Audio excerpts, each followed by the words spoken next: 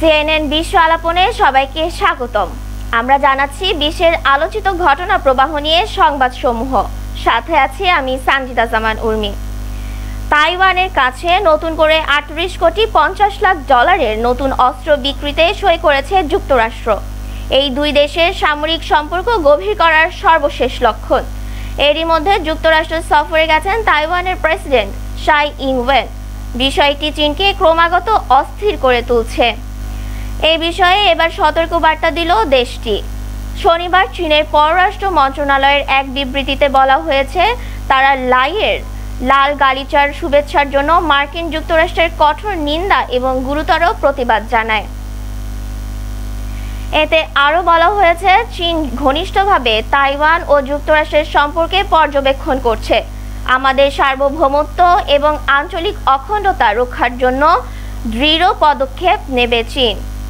এর আগে শনিবার যুক্তরাষ্ট্রের ডিফেন্স সিকিউরিটি কোঅপারেশন এজেন্সি এক বিবৃতিতে জানিয়েছে, ২০২৫ সালের মধ্যে যুদ্ধবিমানের খুচরা যন্ত্রাংশ সহ এসব সামরিক সরঞ্জাম সরবরাহ শুরু হবে।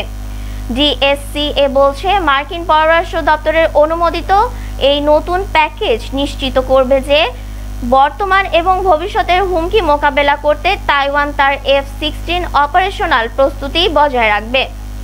স্বায়ত্তশাসিত তাইওয়ানকে নিজের বলে দাবি করে চীন। অঞ্চলটিকে নিজ ভূখণ্ডের সঙ্গে একীকরণের লক্ষ্য অর্জনে শক্তি প্রয়োগের সম্ভাবনাও উড়িয়ে দেয়নি। দেশটি দীর্ঘদিন ধরেই তাইওয়ানের কাছে যুক্তরাষ্ট্রের অস্ত্র বিক্রির বিরোধিতা করে আসছে। উষার সাহারা মরুভূমির বুকে দিনে দিনে বাড়ছে সবুজের ছোঁয়া। আফ্রিকার বিশাল মরুভূমির উষ্ণ বাদামি শরীরে পড়ছে সবুজের ছাপ। বিশ্বের সবচেয়ে শুষ্ক অঞ্চলে বাড়ছে গাছপালার পরিমাণ। সম্প্রতি নাসার উপগ্রহ চিত্রে ধরা পড়েছে এমন কিছু দৃশ্য, যা দেখে অবাক হয়েছেন বিজ্ঞানীরা।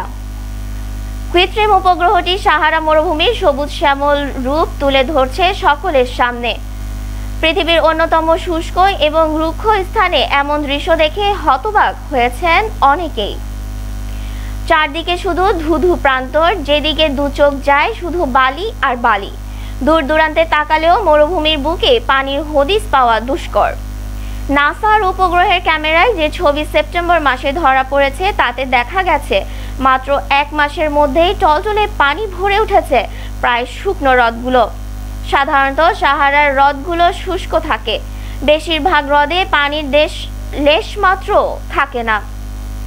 এই ঊষর প্রাণহীন বালির প্রান্তরে এত সবুজের অস্তিত্বের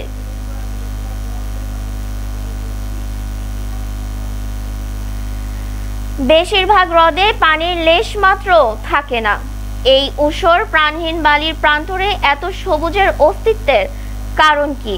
প্রকৃতির এই বিপরীতধর্মী আচরণের নেপথ্যে কি লুকিয়ে রয়েছে? প্রকৃতির কোনো খামখেয়ালি আচরণে ভুল বদলে গেল মরু সাহারার এই পরিবর্তিত রূপের নেপথ্যে রয়েছে এক ঘূর্ণিঝড়, যার জেরে পাল্টে গেছে সাহারার একাংশের ছবি। আমেরিকার মহাকাশ গবেষণা সংস্থা নাসার তরফে জানানো হয়েছে, অতিরিক্ত ক্রান্তীয় ঘূর্ণিঝড়ের কারণে গত ৭ এবং ৮ সেপ্টেম্বর সাহারা মরুভূমির উত্তর পশ্চিমাংশে বৃষ্টি হয়েছে।